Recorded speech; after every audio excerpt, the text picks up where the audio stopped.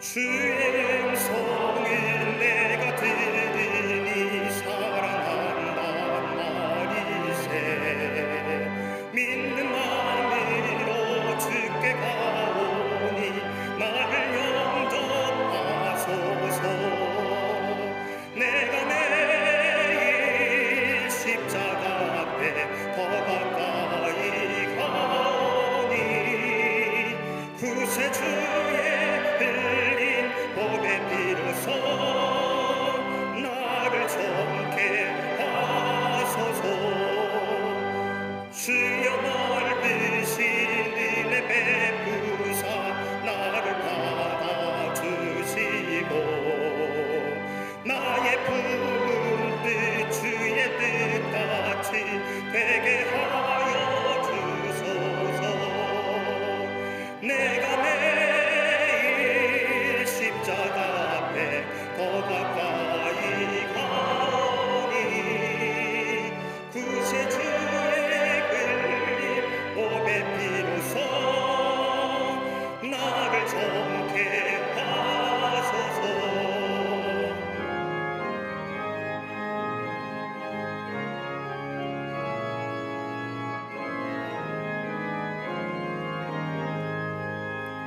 주의 보좌로 나아갈 때에 어찌하니 기쁠까. 주의 얼굴을 항상 배우니 더욱 친근합니다. 내가 매일 십자가 앞에 더 가까이 가오니 구세주의 흘린 보배 피로써 나를 정케 하소서.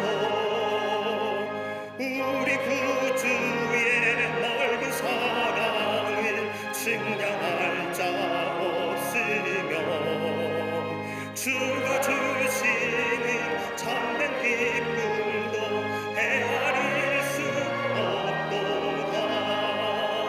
내가 매일 십자가 앞에 더 가까이 가오니 구세주의 흘린 보배 피로써 나를 정케 하소서. 아멘.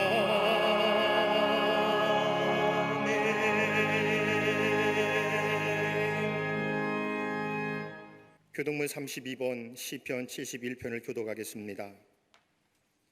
여호와여, 내가 주께 피하오니 내가 영원히 수치를 당하게 하지 마소서.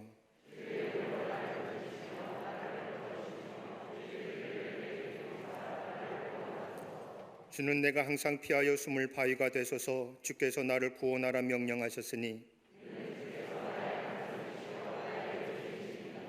나의 하나님이여, 나를 악인의 손 곧 불의한 자와 흉악한 자의 장중에서 피하게 하소서.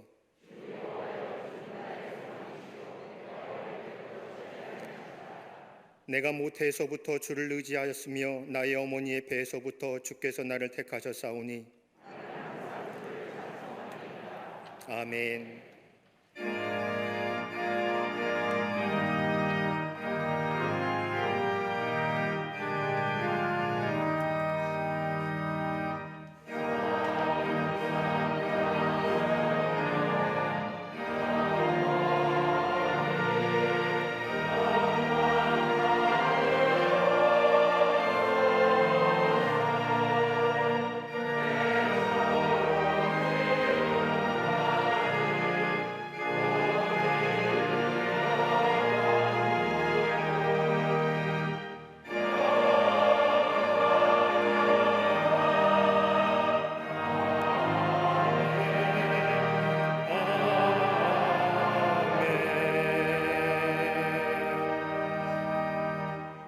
전능하사 천지를 만드신 하나님 아버지를 내가 믿사오며 그 외아들 우리 주 예수 그리스도를 믿사오니 이는 성령으로 잉태하사 동정녀 마리아에게 나시고 본디오 빌라도에게 고난을 받으사 십자가에 못 박혀 죽으시고 장사한 지 사흘 만에 죽은 자 가운데서 다시 살아나시며 하늘에 오르사 전능하신 하나님 우편에 앉아 계시다가 저리로서 산자와 죽은 자를 심판하러 오시리라. 성령을 믿사오며 거룩한 공회와 성도가 서로 교통하는 것과 죄를 사하여 주시는 것과 몸이 다시 사는 것과 영원히 사는 것을 믿사옵나이다. 아멘.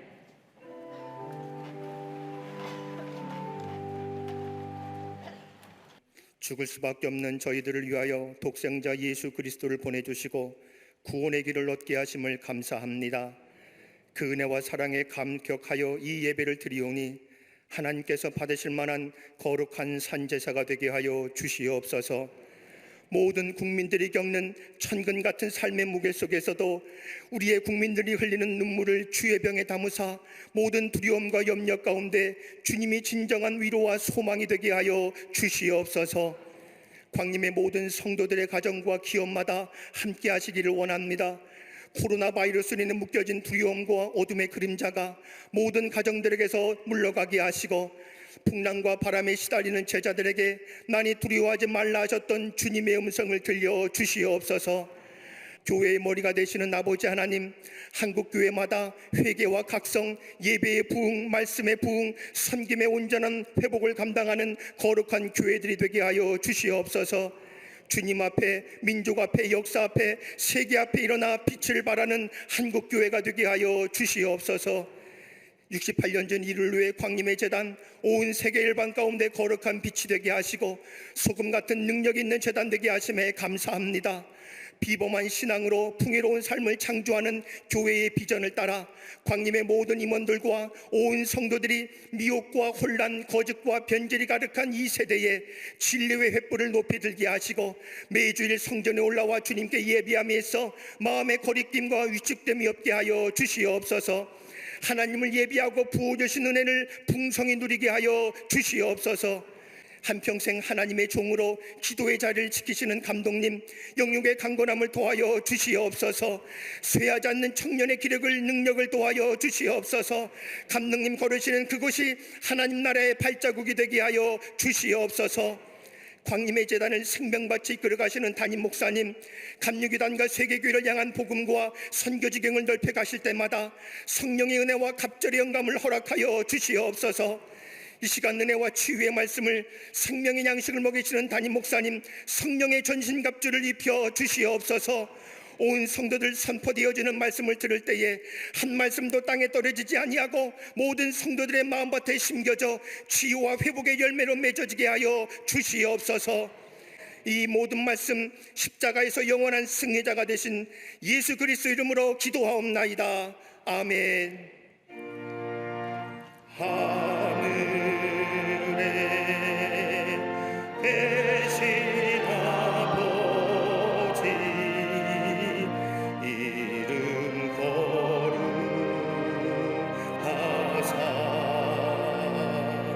주님 나라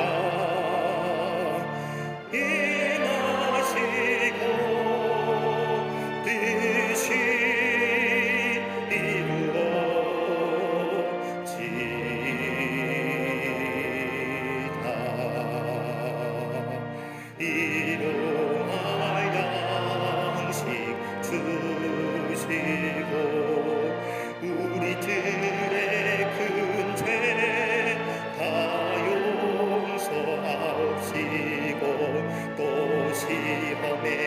들게 마시고 악에서 구원하소서. 되게 주의 나라 주의 권세 주의 영광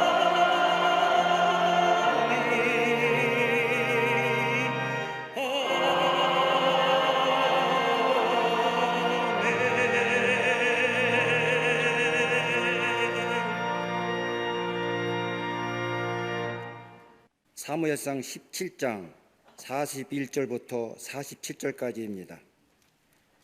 블레셋 사람이 방패든 사람을 앞세우고 다윗에게로 점점 가까이 나아가니라. 그 블레셋 사람이 둘러보다가 다윗을 보고 업신여김이 이는 그가 젊고 붉고 용모가 아름다움이라. 블레셋 사람이 다윗에게 이르되 내가 나를 괴로 여기고 막대기를 가지고 나에게 나왔느냐 하고 그의 신들의 이름으로 다윗을 저주하고 그 블레셋 사람이 또 다윗에게 이르되 내게로 오라. 내가 내 살을 공중의 새들과 들짐승들에게 주리라 하는지라. 다윗이 블레셋 사람에게 이르되 너는 칼과 창과 단창으로 내게 나아오거니와 나는 만군의 여호와의 이름 곧 내가 모욕하는 이스라엘 군대의 하나님의 이름으로 내게 나아가노라. 오늘 여호와께서 너를 내 손에 넘기시리니 내가 너를 쳐서 내 목을 베고 블레셋 군대의 시체를 오늘 공중의 새와 땅의 들짐승에게 주어 온 땅으로 이스라엘에 하나님이 계신 줄 알게 하겠고 또 여호와의 구원하심이 창과 칼과 창에 있지 아니함을 이 무리에게 알게 하리라. 전쟁은 여호와께 속한 것인즉 그가 너희를 우리 손에 넘기시리라. 아멘.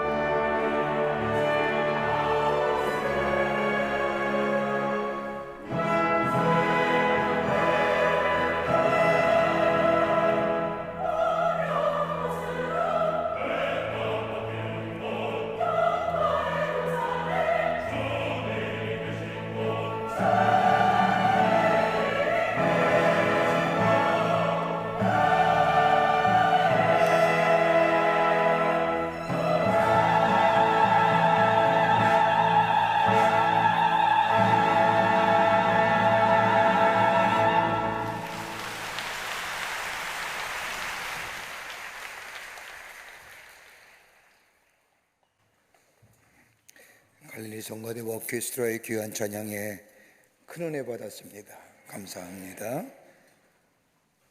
제가 학교 다닐 때만 해도 성공하려고 하면 IQ가 좋아야 한다고 얘기했습니다. 그래서 IQ의 지능 개발하기 위해서 여러 가지 많은 일들을 했던 것을 기억하게 됩니다. 근데 얼마 전부터 IQ 가지고 성공하는 거 아니라는 겁니다. EQ가 있어야 된다는 겁니다. 감성 지수가 높아야 성공한다고 합니다. 그래서 어려서부터 감성의 지수를 높이기 위해서 여러 가지의 교재와 방법들이 나오게 된 것을 보게 됩니다. 근데 얼마 지나니까 그것 가지고 안 된다는 겁니다. SQ에서 사회적 지능 지수가 높아야 된다고 이야기합니다. 사람과의 관계성, 또 문화에 대한 적응성 등 사회적 지능이 높아야만이 성공적인 삶을 살아갈 수 있다고 이야기를 합니다. 근데 그것도 얼마 안 가더라고요. 얼마 지난 후에 우리 사회 속에 보편적으로 이야기하는 것이 뭐냐면 성공하려고 하면 네트워크가 좋아야 된다. NQ라고 얘기합니다. 관계성이 좋아야 된다고 이야기합니다. 관계성이 잘 되어 있어야 성공할 수 있다고 이야기합니다. 미국의 CNN 방송의 창업자인 데드 터너라고 하는 사람은 비즈니스는 네트워크이다라고 얘기할 정도로 휴먼 네트워크를 강조하고 있음을 들을 수가 있습니다. 현대사회에서 성공하려고 하면 휴먼 네트워크가 좋아야 한다는 말입니다. 그런데 가만히 보면 휴먼 네트워크, 인간관계가 성공을 가져오는 것이 아니라 때로는 부패와 부정으로 얼룩져 우리 사회에 눈살을 찌푸리는 일들을 만들어내는 것을 보게 됩니다.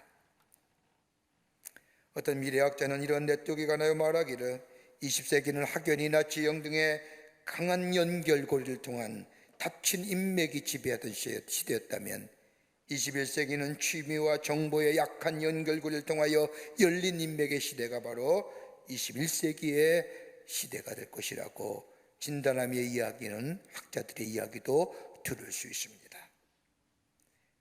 휴먼 테크를 가진 사람이라 할지라도 언제나 성공하는 것은 아닙니다. 악의적이고 잘못된 정보 그리고 임명성으로 인한 잘못된 남용으로 인하여 실패와 어려움을 겪는 것을 종종 보게 됩니다. 이에 반하여 그리스도인에게 있어서는 다른 어떤 관계성보다 중요한 것이 있다고 한다면 다름 아닌 하나님과의 관계성일 겁니다. 하나님과의 네트워크. 하나님과의 어떤 관계성을 갖느냐에 따라서 인생의 방향성이 결정되고 하나님과의 어떤 관계성을 있느냐에 따라서 인생의 미래가 결정될 뿐만 아니라 그 삶에 실패와 성공이 있음을 보게 됩니다. 오늘 본문의 말씀은 우리가 잘 알고 있는 다윗의 이야기입니다. 형들의 틈에서 아버지의 사랑을 받지 못하며 자랐던 이 다윗, 어느 날 형들이 블레셋과의 전쟁을 위해서 전쟁터에 나간 형들을 유문하기 위해서 아버지 이새의 심부름으로 전쟁터로 나갑니다. 블레셋과의 전쟁터에 다 다른 다윗, 가만히 보니까 이스라엘 군대는 무엇이 두려운지 싸울 생각은 하지 않고 그냥 두려움에 떨고 있는 모습을 발견하게 됩니다. 형들이 왜 그런지, 왜 이렇게 떨고 있는지 물어보자 저 블레셋에서는 거구의 장수가 있어 도무지 싸울 수가 없다는 이야기를 들은 즈음 저쪽에 큰 우렁찬 목소리가 들려오는 겁니다. 상대 진영에서 들려오는 소리는 이스라엘 군대를 모욕하는 이야기일 뿐만 아니라 하나님을 모욕하는 소리였습니다. 그 소리를 들은 다윗은 견딜 수가 없습니다. 그리고는 자신이 나가서 싸우기로 결심하고 형들에게 고하고 사울 왕에게 말합니다. 오늘 본문 앞절에 보면 이런 다윗을 향하여 큰 형인 엘리압이 이야기합니다. 내가 어찌하여 이리로 왔느냐? 들에 있는 양은 누구에게 맡겼느냐? 너는 내 교만함과 내 마음의 완악함을 아노니 내가 전쟁을 구경하러 왔도다. 핀잔과 비웃음을 갖습니다. 그뿐 아니라 사울 왕은 다윗에게 블레셋 사람과 싸우기에는 너무 어리다라고 이야기하며 만류합니다. 이럴 때에 이 다윗은 자신이 목자로서 양을 지킬 때 일들을 이야기합니다. 내가 양을 지킬 때 사자나 곰이 와서 양떼에서 새끼를 움켜쥐고 가면 내가 따라가서 그것을 치고 그 입에서 새끼를 건져내었고 나를 해하고자 하면 그 수염을 잡고 그것을 내가 쳐 죽였나이다. 주의 종의 사자와 곰도 쳤은즉 하나님의 군대를 모욕하는 저 블레셋 사람들 내가 능히 쳐서 나의 손에 하나님이 붙여주실 겁니다. 그리고 자신이 골리앗과 싸우기를 간청합니다. 전쟁에 터에 나선 이 다윗, 골리앗의 비웃음이 있었지만 궁극적으로 승리하였다는 것이 오늘 본문의 말씀의 내용입니다. 많은 사회학자는 사회 현상을 바라보면서 사회에 정의하는 이야기들을 합니다. 최근에 지금 우리 사회에 일어나는 많은 현상을 보면서 신학자들은 특별히 교회와 사회의 관계를 바라보며 교회에 대하여 세 가지의 용어로 지금의 교회를 이야기합니다. 이것이 큰 도전이요, 큰 거대한 물결이라는 겁니다. 그 하나가 뭐냐? 포스트 모더니즘입니다. 이 세상은 더 이상 보편적 진리를 거부한다는 겁니다. 절대적 진리를 거부합니다. 하나님, 구원, 예수 이름에는 구원받을 만한 이름을 주신 없다는 이런 이야기 듣기 원치 않습니다. 꼭 기독교만 구원이 있느냐? 다른 종교도 구원이 있다고 얘기하며 종교다원주의를 말하기도 합니다. 왜요? 절대적인 진리를 거부하기 때문입니다. 또 하나 있다고 한다면 포스트 크리스텐툼이라고 하는 포스트 크리스찬이티라고 얘기하십니다. 사람들이 스스로 교회를 찾아오는 시대는 지났다는 겁니다. 영혼의 갈급함, 구원의 문제, 죄의 문제, 죄책감의 문제를 가지고 견딜 수 없어서 공허감과 그리고 마음의 무거운 짐을 가지고 견딜 수 없어 주의 전에 나와 하나님 앞에 엎드려 기도하며 하나님, 내 안에 있는 죄의 죄성의 문제, 죄책감의 문제 내어놓고 기도하는 시대는 지나갔다는 겁니다. 여러분, 좀 연세가 지극히 드시는 우리 권사님과 집사님, 연변, 여러분의 가까운 친구나 이웃 보면요, 제우도 마찬가지입니다만 제 또래 가운데 교회 안 가본 친구가 없습니다. 다 가봤습니다.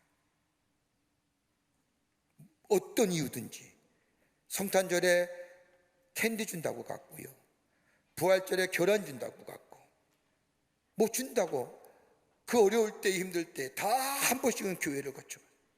그리고 조금 생각이 있으면 자신의 이 진지한 삶의 문제를 가지고 견딜 수 없어서 하나님 앞에 엎드려 그 문제를 해결하자 교회 찾아갔던 이 한국의 시대 역사 가운데, 굴곡진 역사 가운데 이 역사에 부둥켜 안고 하나님, 이 땅의 이 역사는 왜 이렇습니까? 라고 하는 역사의식을 가지고 견딜 수 없어서 교회 찾아온 젊은이도 많았습니다. 지금은 아니라는 거예요.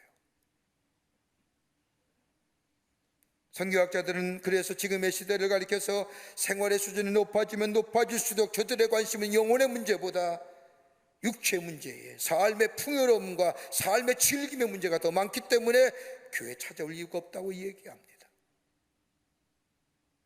포스트 크리스텐tum이에요. 또 하나 거대한 기독교의 도전이 있다고 한다면 포스트 코로나입니다. 코로나에 대한 얘기하지, 코로나 이후에 대한 얘기하는 사람 별로 없지요. 여러분, 코로나가 가져다 우리의 사회의 현상들, 변화된 모습들 상상 이상의 것들입니다. 관계성이 무너졌지요. 삶의 생활의 패턴이 다 달라졌지요. 들어보지도 못한 일상의 개념들이, 들어보지도 못한 이야기들이 우리 일상의 개념에 깊이 자리 잡았습니다. 교회도 마찬가지입니다. 왜 포스트 코로나냐? 다름이 아니라 그리스도인 가운데서 꼭 교회에 나가 모임 가져야만이 되느냐? 그렇지 않아도 되지 않느냐? 젊은 우리 친구들 가운데 50% 이상이 뭐 꼭 교회 가서 예배 드려야 되느냐? 집에서 SNS 사회관계만 통해서 예배 드리면 되지. 포스트 코로나 이후에, 코로나 때문에 이런 생각들을 많이 가지게. 여러분, 교회는 모임 공동체예요. 모여야 되는 거예요. 함께 하나님 예배 드려야 되는 거예요. 그것도 예배긴 해요. 색간 초이스를 써야죠.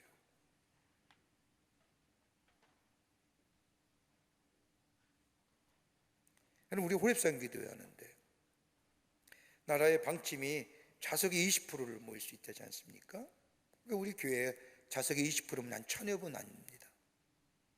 다 꽉 차요. 그래서 부속실도 열어요. 그런데 문제는 뭐예요? 문제가 아니죠. 감사한 일이죠. 온라인으로 유튜브로 호렙산에 참여하는 분이 거의 5배 가까워요. 그러니까 낮에 보든 저녁에 보든 아무 때나 클릭하면 되잖아요. 그 그리스도가 거의 5배나 많아요.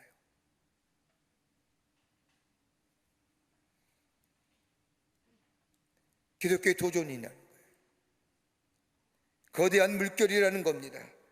마치 오늘 이스라엘 군대가 인대와 다윗이 저 블레셋 군대와 골리 앞에 그 거대한 장벽과 같이 거대한 도전과 같이 다가오는 그때 우리 어떻게 넘어설 수 있을까요? 오늘 다윗이 말한 것처럼 너희를 우리 손에 덤기시리라고 하는 말씀의 고백이 어디서부터 나올 수 있을까요? 그 거대한 물결 아래 그냥 휩싸여 사는 인생이 아니라 그걸 넘어서서 거대하게 돌아오는 그 도전을 넘어서서 저들을 멸절하고 저들을 물리치는 것이 아니라 저들을 우리의 가슴에 품고 하나님 나라의 복음과 하나님 나라의 확장을 위해 쓰임받는 우리의 공동체, 우리의 삶, 그 거대한 도전 앞에 맥없이 주저앉고 뒤로 물러서는 자가 아니라 넘어서는 인생. 오늘 본문의 말씀은 우리에게 그런 면에서 귀한 영적인 도전을 허락해 주십니다. 첫째는 마음 잃어버리지 말라는 겁니다. 오늘 사무엘상 17장 32절의 말씀을 보면 다윗이 사울에게 고하되 그를 인하여 사람이 낙심하지 말 것이라 주의 종이 가서 저 블레셋 사람과 싸우리라고 이야기합니다. 원문을 그대로 보면 누구든지 블레셋 사람 때문에 사기를 잃어버려서는 아니 됩니다. 당신의 종이 나가 싸우겠습니다. 낙심하지 말라고 하는 것은 마음을 잃어버리지 말라는 것이고, 사기를 잊어버리지 말라고 하는 것은 마음을 잊어버리지 말라는 겁니다. 낙심하면 사기가 없고, 사기가 잊어버리게 되면 마음이 잊어버리게 되고, 그러면 패배하게 된다.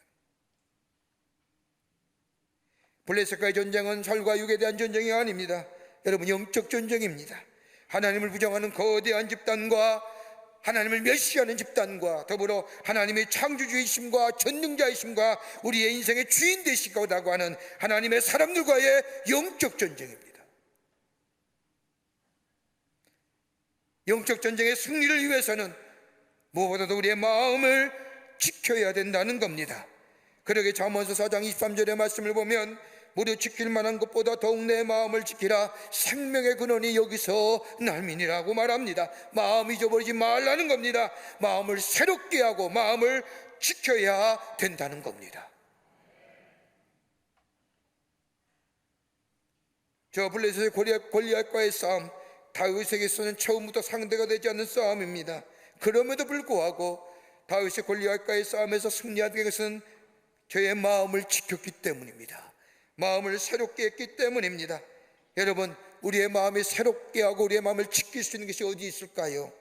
내 의지와 결단입니까? 젊은 날에는 우리가 의지와 결단을 가지고 내가 새롭게 하기 위해서 내 마음을 지키기 위해서 애를 썼지만 여러분, 지금 어떠신가요?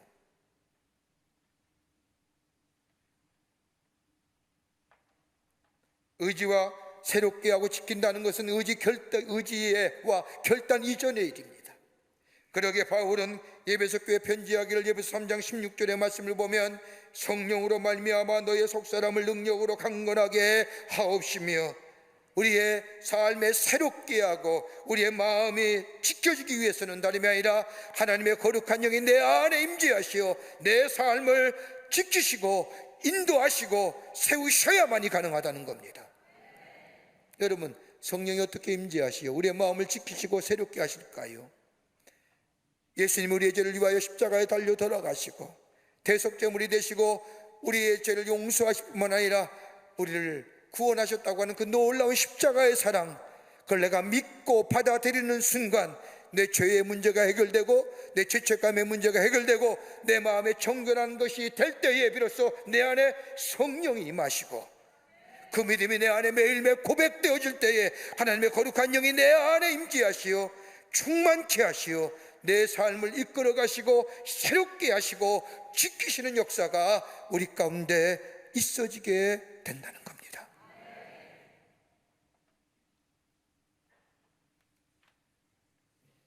여러분, 요한복음 3장 말씀을 보면 한 유대인의 종교지도자인 니고데모가 밤늦게 예수님을 찾아옵니다. 예수님이 저 예루살렘에 행하신 표적과 그리고 수많은 이적의 기사를 보면서 이 니고데모는 마음에 내가 어떻게 영생을 얻을 수 있을까? 내가 어떻게 하면 하나님 나라에 들어갈 수 있을까라고 하는 고민이 있게 될 때 예수님을 밤늦게 찾아와서 묻습니다. 내가 어떻게 해야 하나님 나라에 갈 수 있습니까? 라고 하는 이 물음에 예수님이 거듭나지 아니하면 하나님 나라에 들어갈 수 없느니라.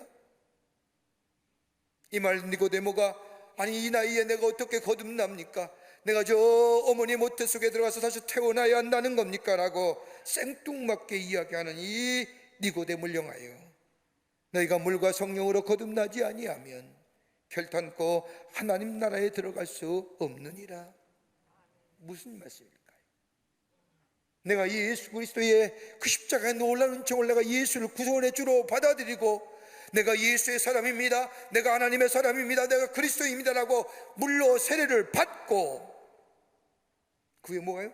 하나님의 거룩한 영이 내 안에 계시어 나를 매일매일 새롭게 하고 지키시고 인도해 가시는 그 성령의 놀라운 능력의 역사, 그게 성령의 세례. 이것 거듭나지 아니하는 것으로 새로워지지 아니하면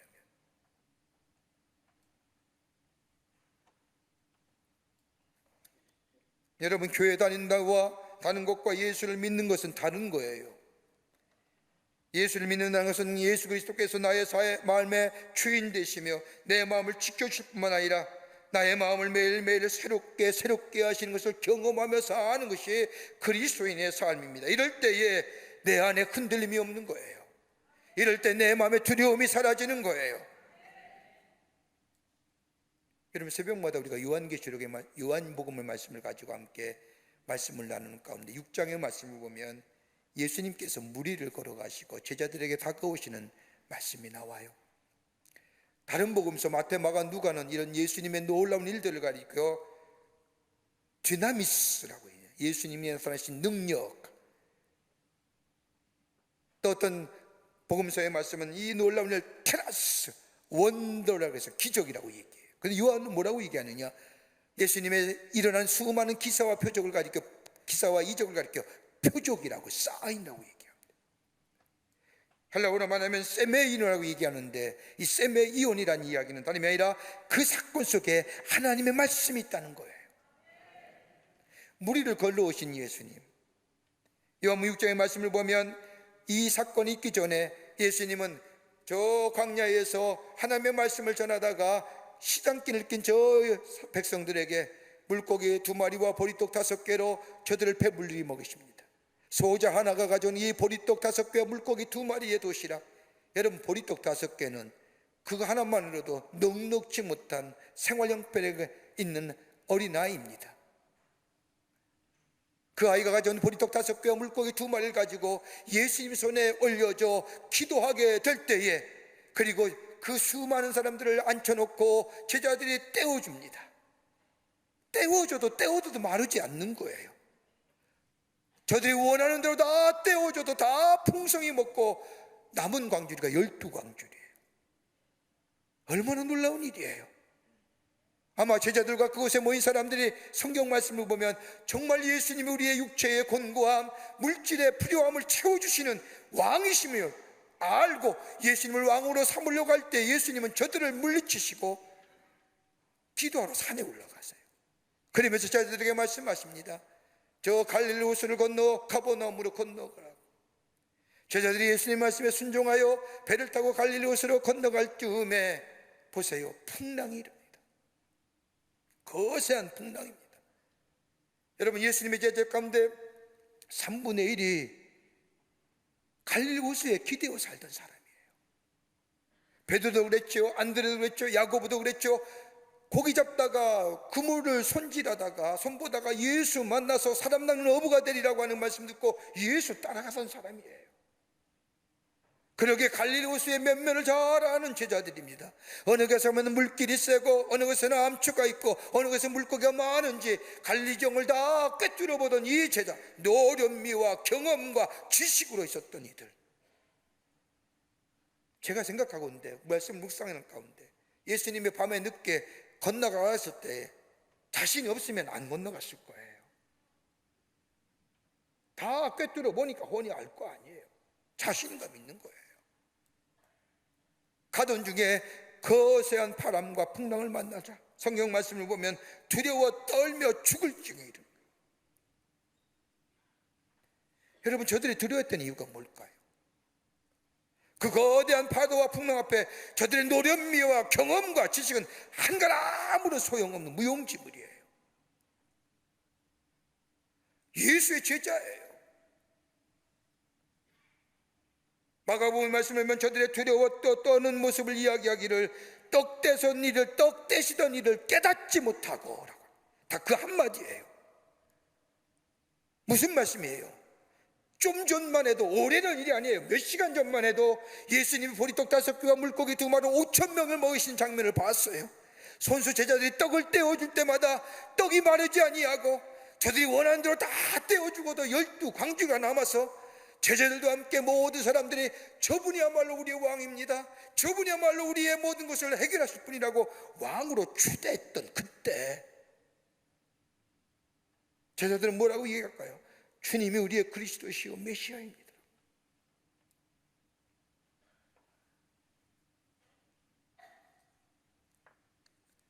다른 말로 말하면 예수님이 행하신 일, 놀라운 일들을, 큰 기적을 오늘 내가 당하는 현실적인 사건과 연계시키지 못한 결과 신앙과 삶이 괴리되는 거예요. 그 풍랑 앞에 두려움 갖는 거예요. 좀 전만 해도 메시아입니다. 그런데 지금에 있는 풍랑 앞에서 그 엄청난 기적의 사건을 목격하고 경험했음에도 불구하고 지금의 이 풍랑 앞에서 그 신앙과 그 예수님 다 잊어버린 거예요.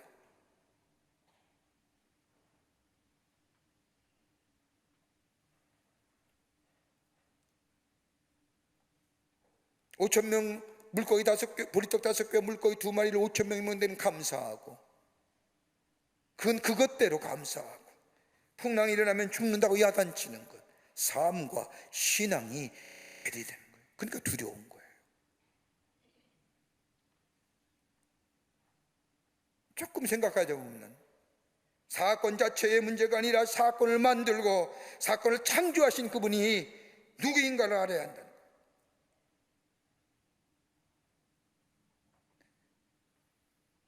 학문적으로 표현한다면 what and who, 무슨 일이 있었느냐가 아니라 누가 그 일을 이루었느냐, 거기에 누가 계시냐, 이게 중요한 거예요.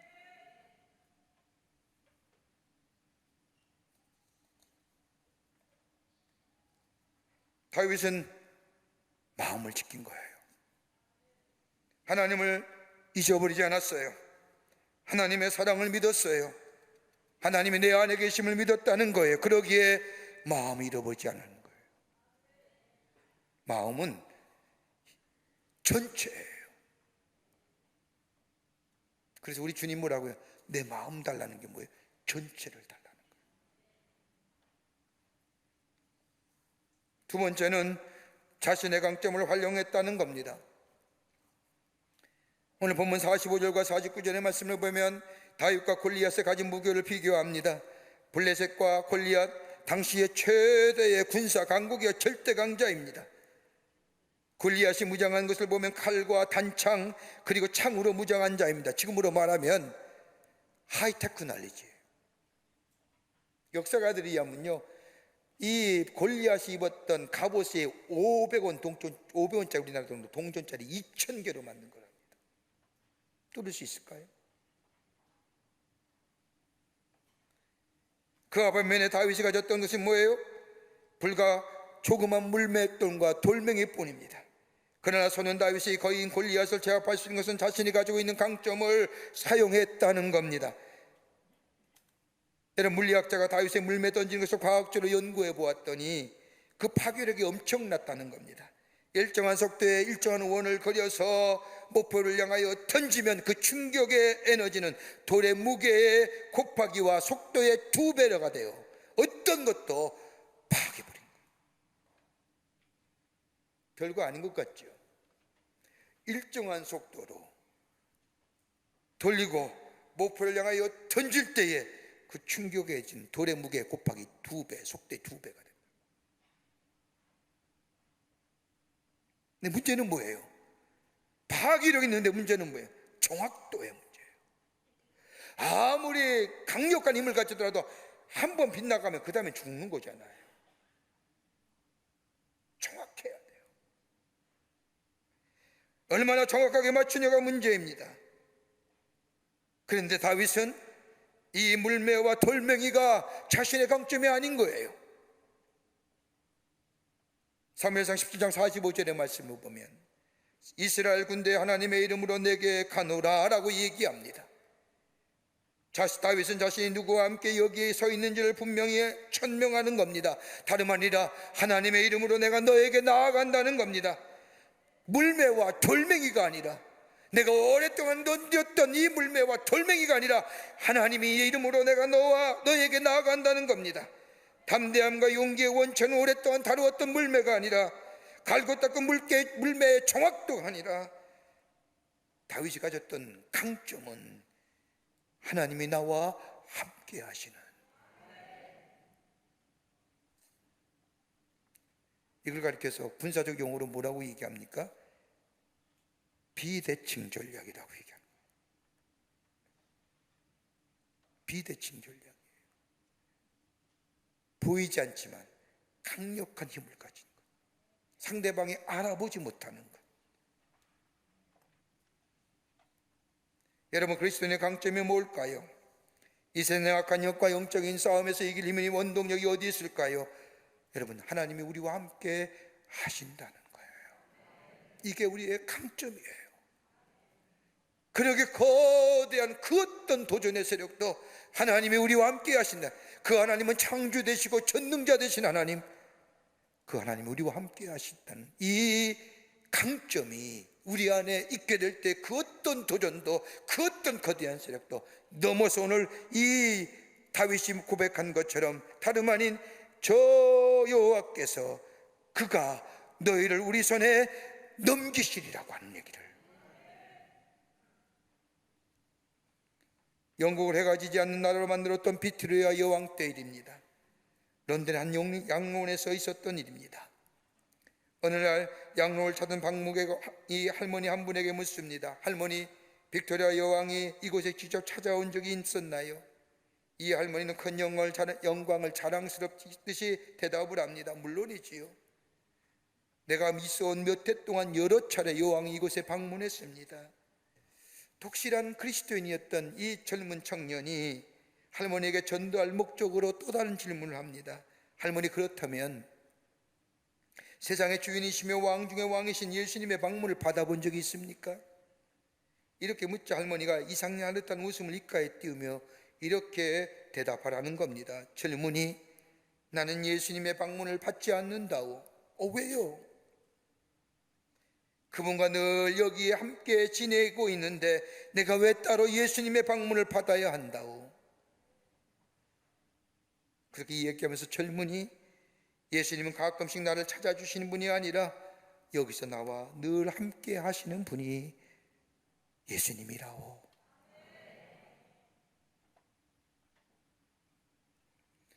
능력의 원천은 다른 곳에서 나오는 것이 아닙니다. 하이테크 난리에서 나오는 것도 아니고, 인맥이 없더라도 휴먼 네트워크가 부족이다 하더라도, 배운 것이 부족하다 할지라도, 성격이 결함이 있다 할지라도, 비록 오늘 다윗처럼 나이가 어리다 할지라도 하나님이 나와 함께 하심을 믿게 될 때에 이것이 우리의 포텐셜이요, 강점이요, 거대한 그 어떤 세력도 넘어서는, 다윗이 고백한 것처럼 그가 너희를 우리 손에 고치시리라고 하는 말씀. 이 놀라운 은혜가 우리 가운데 있어지게 될 줄 믿습니다. 끝으로 경건에 힘쓰는 사람입니다. 경건에 힘쓴다는 것은 하나님과의 관계성이 매일매일 새로워지는 거예요. 여러분, 사도행전 13장 22절의 말씀을 보면 하나님이 다윗을 가리켜서 내 마음에 합한 사람이라고 말씀하시면서 내 뜻을 다 이루게 하리라고 말씀하십니다. 내 마음에 합한 사람이여 저를 통하여 내 뜻을 이루겠다고 얘기하신다는 겁니다. 하나님의 마음에 합한 사람이 어떤 것일까요?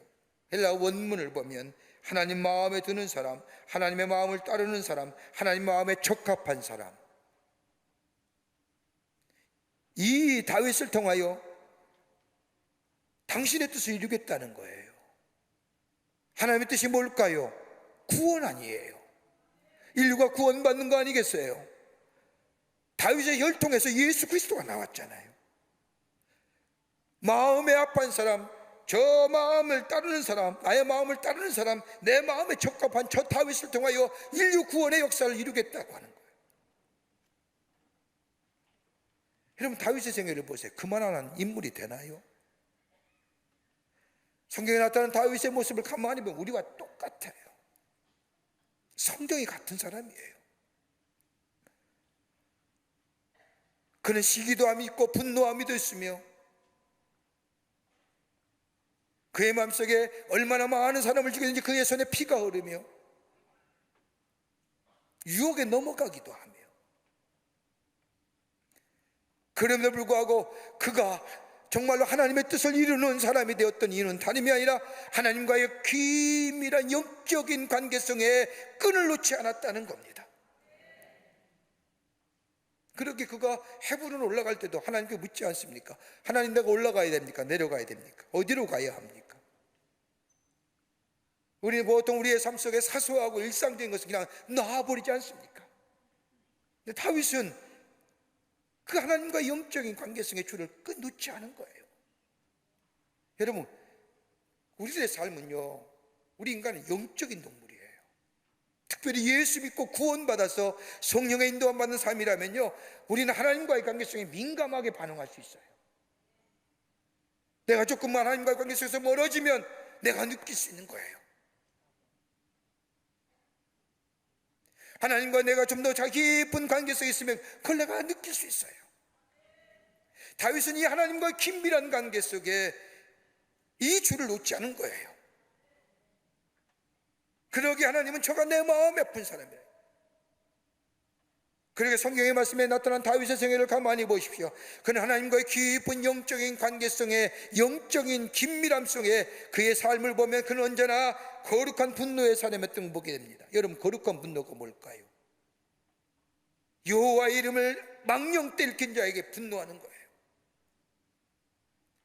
하나님의 이름을 모독하는 자를 참지 못하는 거예요.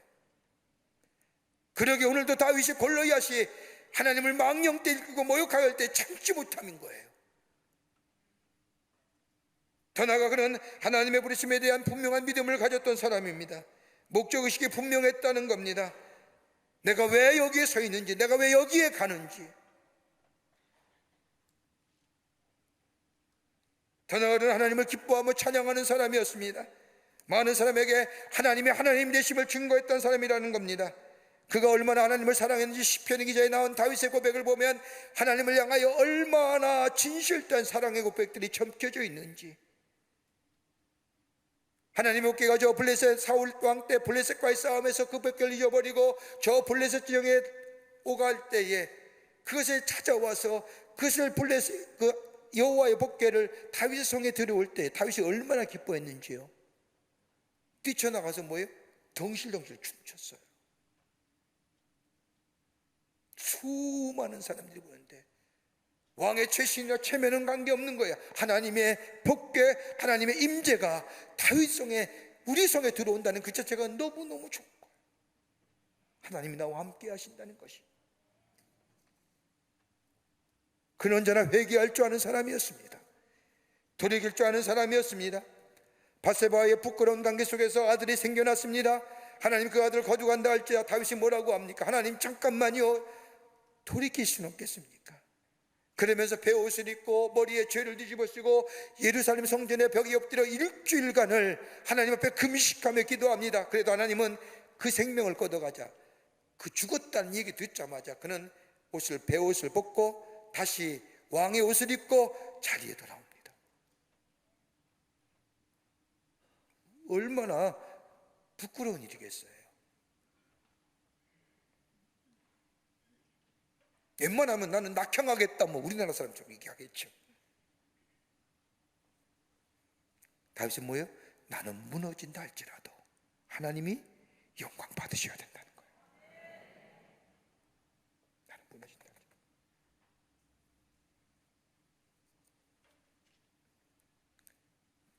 하나님과의 긴밀한 경건의 훈련이에요. 여기에 뭐가요? 성결함이 생기는 거예요. 그러게 바울은 디모데에게 경건의 모양도 중요하지만 경건의 능력이 있어야 되느니라.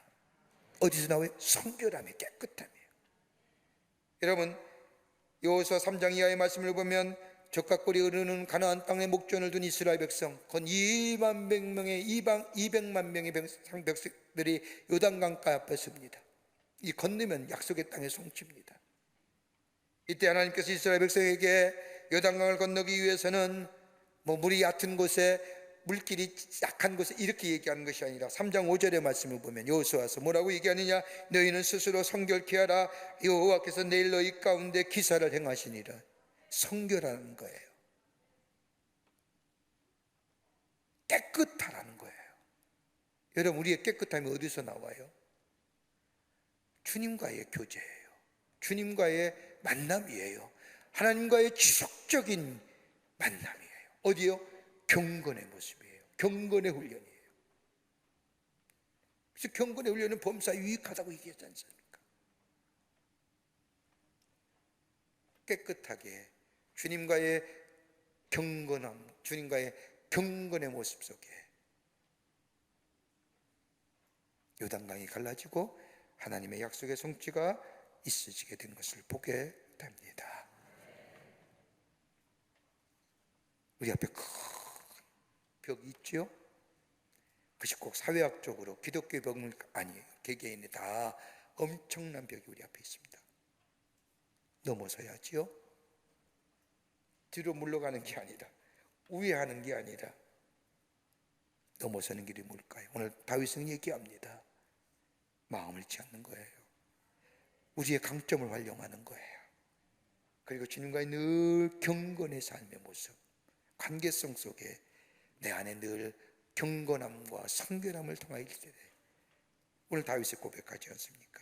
전쟁은 여호와께 속한 것이요 그가 너희를 우리 손에 넘기시리라. 이 믿음의 고백이 여러분과 저 가운데 있어 하나님의 놀라운 역사들을 경험하며 증거하는 하나님 나라의 백성의 삶으로 살아가기를 주의 이름으로 축원합니다. 하나님 감사합니다. 사랑하시고 지키시고 인도해 주심에 감사합니다.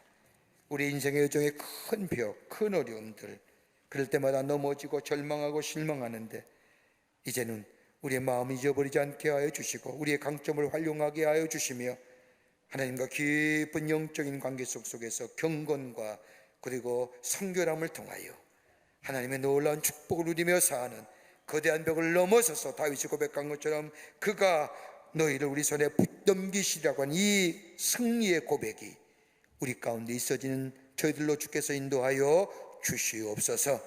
감사하오며 예수님의 이름으로 기도하옵나이다. 아멘.